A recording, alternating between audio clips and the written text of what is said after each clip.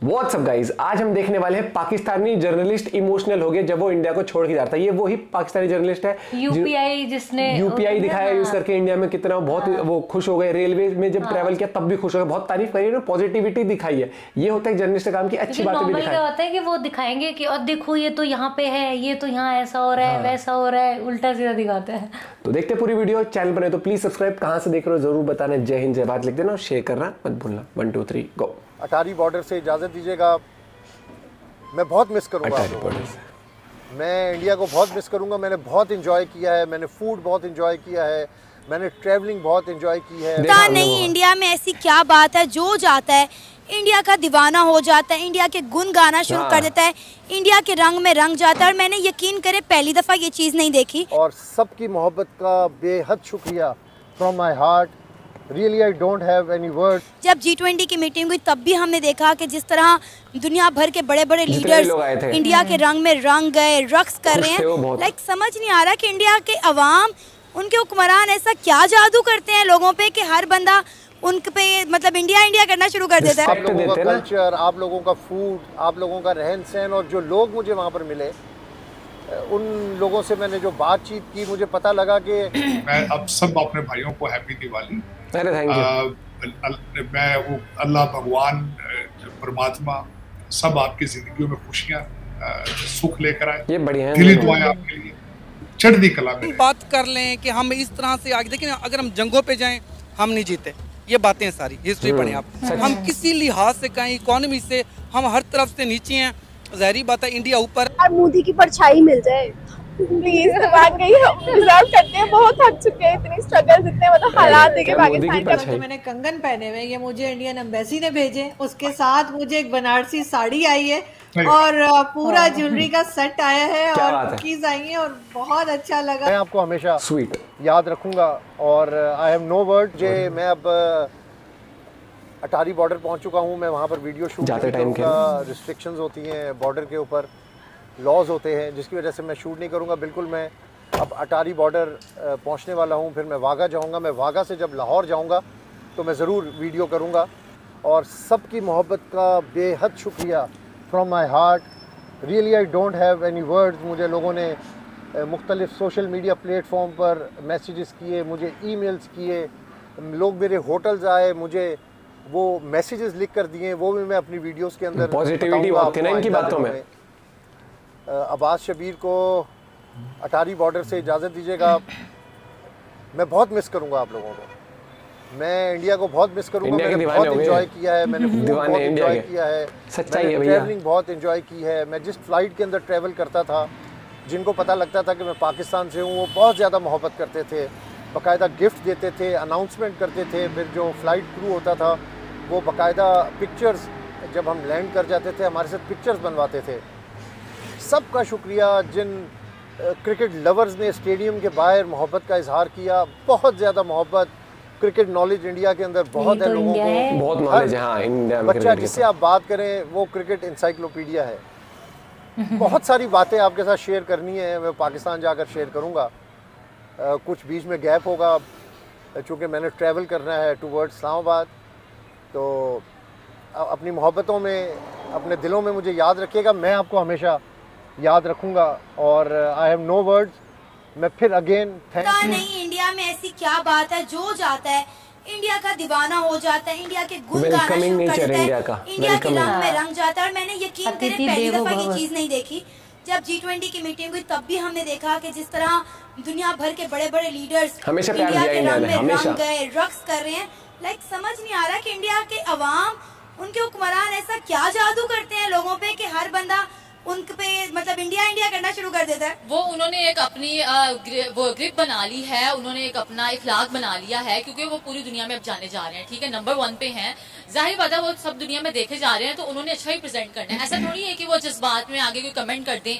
नरेंद्र मोदी साहब की बात करें, मेरे हर दिल अजीज, उनकी बात करें, उनको भी नेगेटिव करते हैं, तो कभी भी जो है नेगेटिव आगे से जवाब नहीं देते हैं। वो उसको आराम से ही टैकल करते हैं। और रही वहां पर जाएंगे हमारी टीम की, और मुझे ऐसा लगता है जिस तरह से वो, मैं कह रही हूँ वही उनके फैन ना हो जाए। हम तो उनकी क्रिकेट टीम के या उनके लोगों के फैन है ही, मुझे लगता है वो भी उनके फैन हो जाएंगे जिस तरह से वो अपनी आंखों से देखेंगे। पहले तो सुनते हैं, अब उनके साथ होगा। और बाकी इंडिया इस काबिल है कि उनकी तारीफ की जाए और पूरी दुनिया के दिलों की जान बने, वो हमारे दिलों की भी जान है। अब सब अपने भाइयों को हैप्पी दिवाली। मैं वो अल्लाह भगवान परमात्मा सब आपकी जिंदगियों में खुशियां लेकर आए। बढ़िया बात, दिली दुआएं आपके लिए, चढ़ती कला में रहे। बिल्कुल सर, ऐसा ही है। और मैं जो आज इतनी तैयार बैठी हूँ सर, मैं उस इवेंट में से ही वापस आई हूँ एम्बेसी के, और मैं इसीलिए जैसे आई थी वैसे ही बैठ गई हूँ। मैंने आपकी तस्वीरें एंजॉय की। मैंने लंच पे बैठा था, जैसी भाई को दिखाई उन्होंने, हमने बहुत एंजॉय किया। बड़े अच्छे गाने थे, अवेशा वाज देयर, और हम उसको मैं आपको तस्वीरें भेजूंगा अपनी भी, एंड यू विल एंजॉय। हमारा भी संडे को बहुत बड़ा फंक्शन है यहाँ पे दिवाली। बिल्कुल। और सर मैं ये भी बताना चाहूंगी कि इस वक्त जो मैंने कंगन पहने हुए, ये मुझे इंडियन एम्बेसी ने भेजे। उसके साथ मुझे एक बनारसी साड़ी आई है और पूरा ज्वेलरी का सेट आया है और कुकीज आई हैं, और बहुत अच्छा लगा। और देखिए, मोहब्बतों का कोई सरहद नहीं होती इन चीजों की। बिल्कुल। और मैं ये समझता हूँ कि हमेशा ये कहता हूँ कि हमें नाम और मजहब बाद में दिए गए, हम पैदा इंसान हुए। अगर हमें उसी रिश्ते का अगर नहीं है एहसास, तो फिर दूसरी चीजें बेमानी। हम पैदा इंसान हुए हैं। हिंदुओं के घर में पैदा होते थे, वो हिंदू है। मुसलमान के घर में, तो उसमें तो हमारे पास कोई चॉइस नहीं था। लेकिन एक दूसरे से मोहब्बत करने का चॉइस है हमारे पास। एक दूसरे की तकलीफें समझने का हमारे पास चॉइस है। और मैं हर इवेंट को सेलिब्रेट करता हूँ। गुरुद्वारा साहब भी जाता हूँ, मंदिर भी जाता हूँ, चर्च भी जाता हूँ। क्रिसमस आने वाली है, थैंक्सगिविंग को सेलिब्रेट करेंगे, हैलोवीन को सेलिब्रेट किया है। देखिए, जब भी इंसान फेस्टिव होते हैं, खुश होते हैं, उनके साथ खुशी एंजॉय करने का मेरे लिए तो बहुत बड़ी बात है। मैं तो बर्थडे, किसी का बर्थडे हो तो बड़ा एंजॉय करता हूँ, खुशियों में शरीक होता हूँ उनके। मैं कहीं खाना खा रहा हूँ तो क्रॉस द टेबल किसी की सेलिब्रेट कोई बर्थडे कर रहा हूँ, मैं उठ के जाके उनको कहता हूँ कि happy birthday and my days for your long life.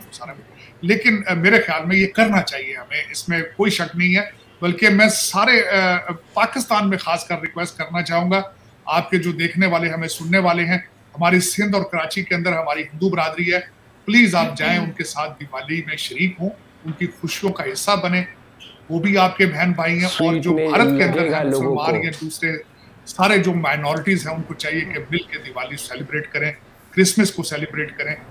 इससे आप यकीन करें, आप किसी के लिए नेकी नहीं करते, आप अपने लिए बेहतर करते हैं, अपने लिए बेहतर करते। ये जो इन्होंने बोला कि हम पैदा इंसान हुए थे, तो और मैं इसलिए कहता हूँ बहुत वीडियोस में कि इंसानियत सबसे पहले होनी चाहिए इंसान के अंदर।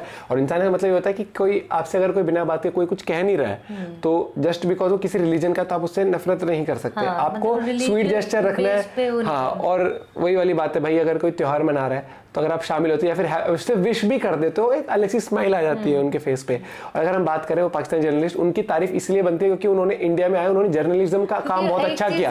उनकी जॉब थी जर्नलिज्म, सच्चाई दिखाना। तो उन्होंने गुमराह नहीं किया पाकिस्तान के लोगों को। पहले भी बताया था कि जर्नलिज्म का लोग क्या करते हैं, देखो ये कैसे कितनी गंदगी है, कोना पकड़ लेंगे बस कि जहाँ नेगेटिविटी जिस चीज को बढ़ा चढ़ा के दिखा सकते हैं। मतलब ये देखो 100% परफेक्शन कोई देश नहीं होता। पेरिस का बताया गया है, पेरिस का वो भाई जो ट्रैवल नहीं करता, वो कौन है? वो मैंने एक दोस्त के बहुत सारे व्लॉग देखे हैं। प्रतीक नाम है, क्या है नाम नहीं आया उसके, मैंने यूएस के भी बहुत सारे व्लॉग। तो वो बता रहा था कि जैसे ओवररेटेड है पेरिस, अच्छा है लेकिन ओवररेटेड है कि गंदगी भी है, चोरी चकारी भी हो जाती है, बहुत चीज होती है। तो हर चीज का ब्राइट साइड भी है उस तरीके से। लेकिन हमें हमेशा क्या होता है कि अगर हमें अच्छाई दिख रही है तो हमें अच्छाई दिखानी चाहिए, क्योंकि पाकिस्तान के लोगों के माइंडसेट में ऐसा भरा हुआ है कि इंडिया बहुत पीछे चल रहा है, ना वहाँ खाने का है लोगों के पास ना कुछ। जब यूपीआई जैसी टेक्नोलॉजी, 1 रुपए की टॉफी के लिए आप 1 रुपया पे कर सकते हैं यूपीआई से। आज के टाइम पर हर एक चीज सुख सुविधा है। दुकान है जो गली में नारियल पानी वाले भैया आते हैं या कोई सब्जी वाले आते हैं, वो भी तो सुख सुविधाएं हैं। और यही डेवलपमेंट होता है कंट्री का, धीरे धीरे जैसे बढ़ रहा है। और एक छोटी सी बात कहूँगा, वीडियो लंबी हो जाएगी नहीं तो।